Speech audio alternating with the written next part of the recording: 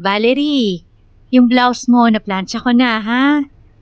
Valerie, Po? bakit ba natutulala ka dyan? May iniisip lang po ako sa opisina. Bakit po ba? Sabi ko, yung blouse mo nandun sa kwarto, na-plancha ko na. Okay. Emilia, yung mga marurumi mong damit, ilabas mo na para malabhan ko mamaya. Hindi ko nakuha kahapon, nakalak yung kwarto mo eh. Emilia, Nay, wait lang, hindi nagtatali yung sales ko kahapon. kumain ka na nga muna. Mamaya mo na asikasuhin yan. Importante to, Nay. Mamaya nanakawan na pala ako ng hindi ko alam. Yung mga marurumi mong damit, ilabas mo na lang para malabhan mamaya. Okay po. Juancho, ikaw naman kumain ka na rin muna. Nakaharap ka na naman dyan sa cellphone mo. Ano po? Ibaba mo muna kasi yan. Nakausap mo na ba ang tita mo? Opo. Oh, anong sabi? Po? Ibaba mo na muna yung cellphone mo. Anong sabi ng tita mo? Kung maayos daw po ng maaga yung papeles, baka sa susunod na buwan, alis na kami. Ang bilis naman. Akala ko after 6 months bago kayo umalis. Ewan ko po. Kayo na lang po mag-uusap. Kailan ba siya babalik dito? Hindi ko po alam. Ikaw, Valerie, hindi ba aalis ka rin? Yung sinabi mong ipapadala ka ng opisina nyo para sa training, saang bansa nga ba yun? Sa Germany po, yung branch ng office namin doon. Ilang buwan ba kayo ron? 1 taon po yun, Nay. Ang tagal pala. Ganun po talaga yung training doon. May sweldo naman hindi pa po ba ako? Kailan ang alis nyo? Wala pang date pero anytime po yun. Ako din pala, Nay. May tour yung team namin. Iikot kami sa buong Asia para maghanap ng kliyente. Saka para makahanap ng murang supplies. Aalis ka rin? Oo, Nay. Kailangan sa business yun eh. Sino nga hawak ng tindahan mo? May napagbili na po ako. Yung isang tauhan ko, may tiwala naman ako dun, Nay. Kaya nga po inaayos ko na tong mga to para malinis ko ng iiwan. Aalis kayong lahat? Ako lang ang maiiwan dito? Nay, 1 taon lang naman ako mawawala. Ako naman, may mga araw na babalik muna ako dito bago pumunta sa susunod na bansa. Sabi din po ni tita na uuwi daw kami dito pag may chance. Ay nako, mag-aalas 8 na pala. May appointment kami sa immigration ng 9 a.m. Alis na po ako, Nay. Ako din po, Nay. Kakausapin ko pa yung pinagbilinan ko ng shop. Ako naman, Nay, nandyan yung boyfriend ko. Alis na din po ako. Kung sa bagay, wala namang diferensya kung mangibang bansa kayo. Araw-araw niyo naman pala akong iniiwan. Mag-isa.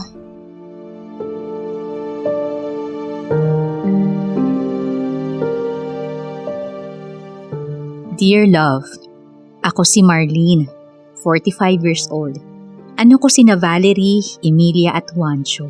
Mag-isa kong itinaguyod ang mga anak ko mula nung iwan kami ng kanilang ama para sa ibang babae. Puro professional na ang mga anak ko. May mga trabaho na. Mula nung nag-aaral pa lang sila ay ganun na ang buhay ko. Mag-aasikaso sa umaga, tapos iiwan nila para magsipaso. Nalulungkot ako pero wala naman akong magagawa.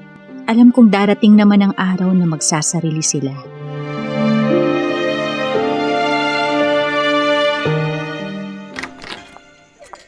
Oh, Valerie, nandiyan ka na pala. Magbihis ka na, kakain na tayo maya-maya. Mamaya na ako kakain, Nay. Pagod ako eh. Mamaya pa din naman tayo kakain. Nag-aayos pa din ako dito. Sige na, magpahinga ka na muna. Tatawagin na lang kita. Sige, Nay. Sa kwarto na po muna ako. Nay, anong ulam? Ay, magandang gabi din sa'yo. Ay, magandang gabi po, Nay. Ano pong ulam? Paksiw na bangus. Ay, hindi na lang po pala ako kakain. Anong hindi? Magbihis ka na at tatawagin ko na lang kayo pagkakain na. Sige na. Mamaya na po. Uupo na po muna ako dito. Ikaw ang bahala. Punta ako dyan bukas. Sige, bye-bye. Paalam. Gabi na, negosyo pa rin ang pinag-uusapan. Kumari ko yun, Nay. Birthday niya bukas. Kakain na po ba? Maupo ka na muna dyan. Sandali na lang at ayos na ito. Ano po bang ulam? Paksiw na bangus. Ayos po yan ah. Oh, eto na. Nakahanda na. Tawagin mo na yung ate mo. Sige po. Ate Valerie, kakain na! Nay, ako po, busog pa. Ano bang busog? Sumabay ka na. Kung ayaw mo tong paksiw, ulamin mo na yung adobong baboy na tira ko kaninang tanghalian. Yan, adobo. Gusto ko yan. Pupunta po pala muna kami ng Cebu, Nay, bago pumunta sa Germany. Bale, dun muna kami manggagaling. Ano? Pagkagaling mo sa Cebu, hindi ka na uuwi dito? Hindi na po, Nay. Wow, sarap naman nun ate. Super bakasyon. Ano bang bakasyon? Trabaho yun, no? Nay, tuloy na po yung biyahe namin pero nausog po. Baka umabot pa ako dito ng 3 months. Eh di mabuti, 3 buwan ka pa dito sa bahay. Kaso sabi po ni tita, baka halos araw-araw daw kaming umalis para maturo niya sa akin yung mga gagawin ko dun. Eh di parang umalis ka na din pala ng mas maaga kung wala ka din dito parati. Ewan ko po kay tita, Nay. Kayo na lang po mag-usap. Ikaw naman, Emilia, kailan ang alis mo? Wala pang date, Nay. Mag-aayos pa ng papeles namin bilang grupong traveler kami. Pero syempre, itong taon na to pa din po yun. Nga pala mga anak, mag-aaral ako. Ano po? Tama po ba yung narinig ko? Mag-aaral po kayo? Oo, Prank po ba yan, Nay? hindi ako nagbibiro. Gusto kong mag-enroll uli at ipagpatuloy yung high school. Gusto kong graduate. Nay, ano ba yan? Sa edad niyong yan, mag-high school pa kayo? Oo nga po, Nay. Maayos naman kayo. Bakit gusto nyo pang graduate? Maayos? Paanong maayos? Ano po, ang ibig ko pong sabihin Yung buhay niyo, Nay. Maayos na naman kayo. Bakit babalik pa kayo sa eskwela? Tsaka, Nay, high school talaga? Di man lang college? Eh paano ako makakapag-college kung hindi pa ako tapos ng high school? Wait, Nay. Ibig niyong sabihin, after ng high school, magka-college pa kayo? Oo. Huwag kayong mag-alala. Kaya kong sarili ko. Bahala nga kayo, Nay.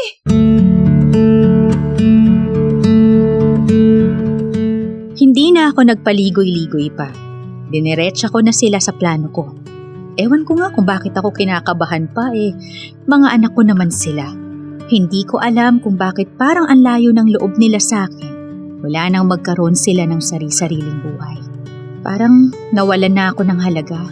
Parang nakalimutan. Natakot ako na baka pag dumating ang araw na magkasariling pamilya na sila, ay mapabayaan na lang nila ako. Hindi imposible yun. Maraming nababalitang ganon ang sitwasyon. Matapos ang gabing yun, hindi na nila ako kinausap tungkol sa plano ko.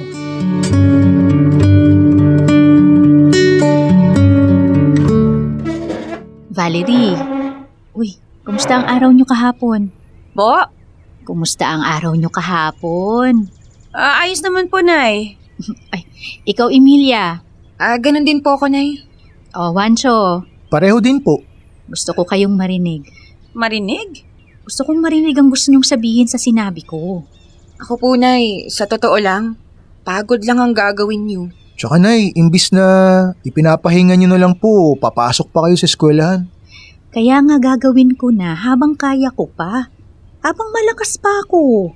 Nay, may edad na kayo. Sinasabi mo bang dahil may edad na ako, magpahinga na lang ako o dahil may edad na ako, tapos magha-high school pa ako?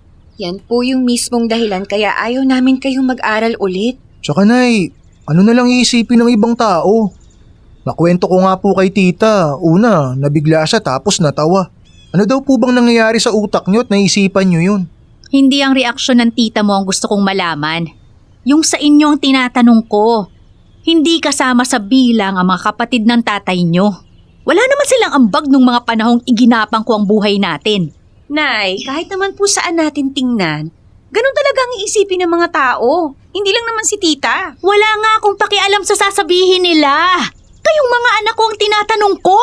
Nay, mahal namin kayo, kaya sana sumunod na lang kayo sa amin. Para sa yung iniisip namin, Nay. Ayaw naming mapahiya ka kahit kanino. Sa ibang tao man o mga kamag-anak ni tatay. Ano po bang nangyayari, Nay? Ba't biglang pumasok sa isip niyo na mag-aaral ulit? Dahil gusto kong proteksyonan ang sarili ko. Para maproteksyonan kayo. Hindi na po namin kailangan ng proteksyon, Nay.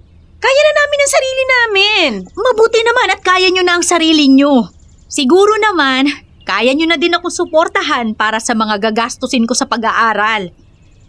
Nay, yung suswelduhin ko po sa Japan, ibabayad ko po muna kay tita para sa mga nagastos niya sa akin. Wala pa po akong may pangsusuporta sa inyo. Nay, kami naman po ng boyfriend ko, nag-iipon na para sa kasal namin. Ako po, bumabawi pa lang at namumuhunan pa kaya wala po akong sobra. Sige. Ano pong sige? Kung wala kayong maibibigay, wala naman tayong magagawa. Sige, kumain na kayo.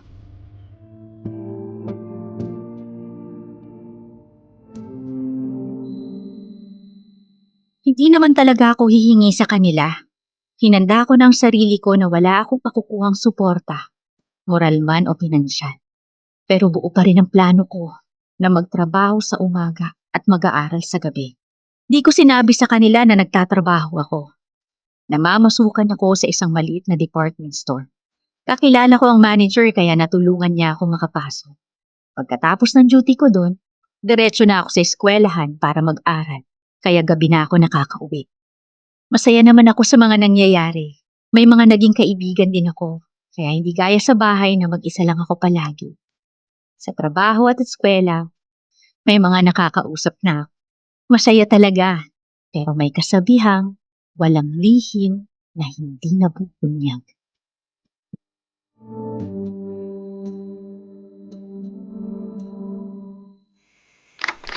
Oh! Bakit nandito kayong tatlo sa sala? Bakit gising pa kayo? Wala ba kayong pasok bukas? Meron po. Oh, bakit hindi pa kayo magpahinga? Magpapahinga na rin ako. Kasi Nay, gusto ka namin makausap. Tungkol saan? Nay, wag na po kayong magmaang-maangan. Ano bang sinasabi niyo? Hindi ko kayo maintindihan. Nay, alam na namin na nagtatrabaho kayo sa umaga. At itinuloy niyo na rin yung plano niyong mag-aral. Akala po namin nagkakaintindihan na tayo. Wala naman akong sinabi sa inyo na hindi ako tutuloy Kayo ang nag-assume. Yun na nga po eh. Bakit niyo inilihim sa amin? Hindi ko inilihim. Hindi niyo lang ako tinanong. Ano ba namang rason yan, Nay? Para naman kayong bata niyan, Nay. Kayo kaya ang paglihiman namin. Bakit? Kailan ba kayo huling nagsabi sa akin tungkol sa mga plano niyo sa buhay? Ha? Hindi naman kayo magkukwento kung hindi ko pa kayo tatanungin. Halos hindi ko na nga kayo kilala Mga anak ko kayo, oo. Pero hindi ko na alam kung anong mga nangyayari sa inyo. Pakiramdam ko, naglilihim kayo sa akin. Hindi ako kasama sa mga plano nyo. Tsaka lahat ng sabihin ko sa inyo tungkol sa akin, hindi nyo naman iniintindi. Papasok sa isang tenga, lalabas sa kabila. Gusto nyo opinion nyo lang ang masusunod. Mas mahalaga pa sa inyo yung iisipin ng ibang tao kesa sa nararamdaman ko. Hindi naman sa ganun, Nay. At saka, Nanay naman parang ang sensitive niyo masyado.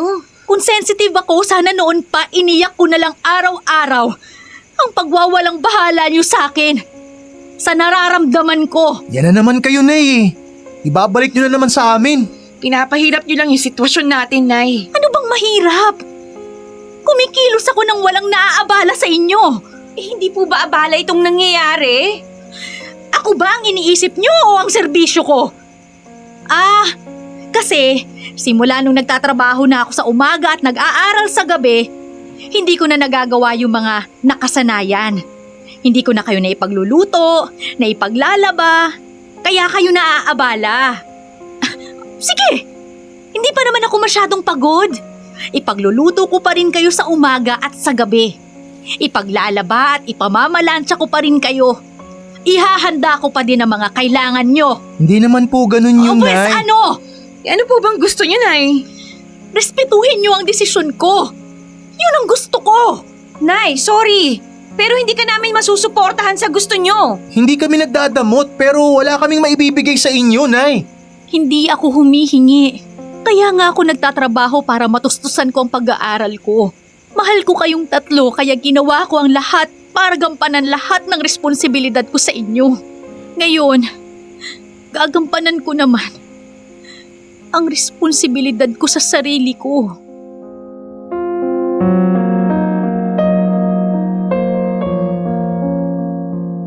Dear love, ang hirap sa dibdib na sabihin ang diretso sa mga anak ko. Ang matagal ko nang kinikimkim. Pero kailangan. Matapos ang usapang yon, parang wala pa rin namang nagbago. Nagtuloy ako. Ayoko ng balakid. Ayokong madiskarilang gusto ko para sa sarili ko. Malalaki naman na ang mga anak ko. Kaya na nila ang mga sarili nila. Lumipas ang ilang buwan, At isa-isa na rin silang natuloy sa pag-alis sa bahay. Naiwan ako mag-isa. Pero sanay naman na ako. Marami na akong nasakripisyo para mabuhay ko sila. Kaya sa pagkakataong ito, ako naman.